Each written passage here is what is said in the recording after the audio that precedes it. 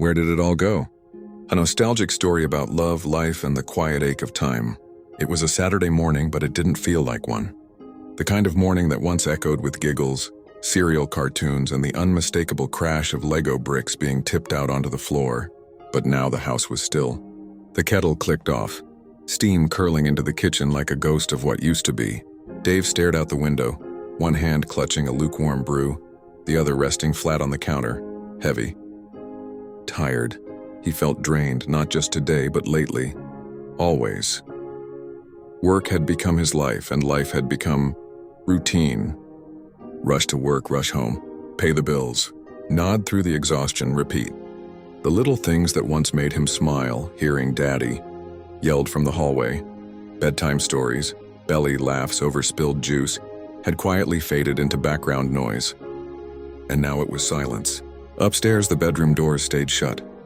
The kids were teenagers now, moody, private, glued to their phones. He couldn't remember the last time they all sat together and just talked.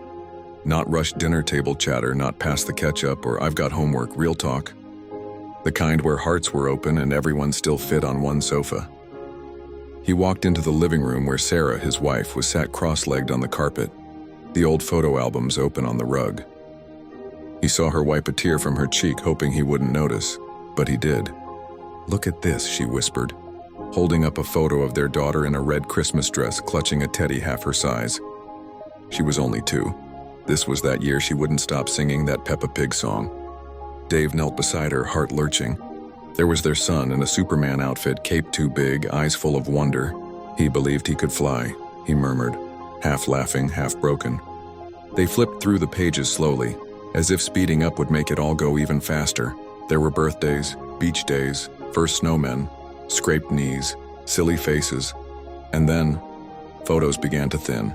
The older the kids got, the fewer the moments captured. And suddenly here they were in a family that had blinked and aged. Sarah leaned her head on Dave's shoulder. "We gave them everything, didn't we?" "We did," he replied, voice tight.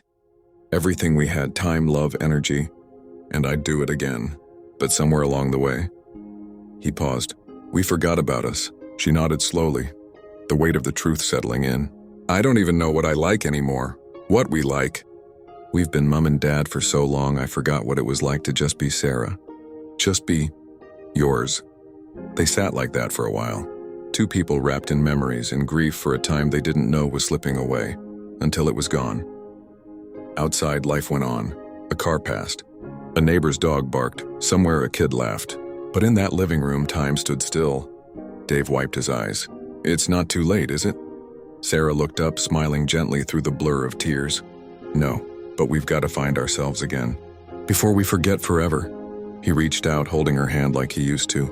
No kids clambering on their laps. No toys to move, just them. Maybe this chapter was quieter. Maybe the Christmas magic had shifted, and their kids didn't need bedtime stories anymore.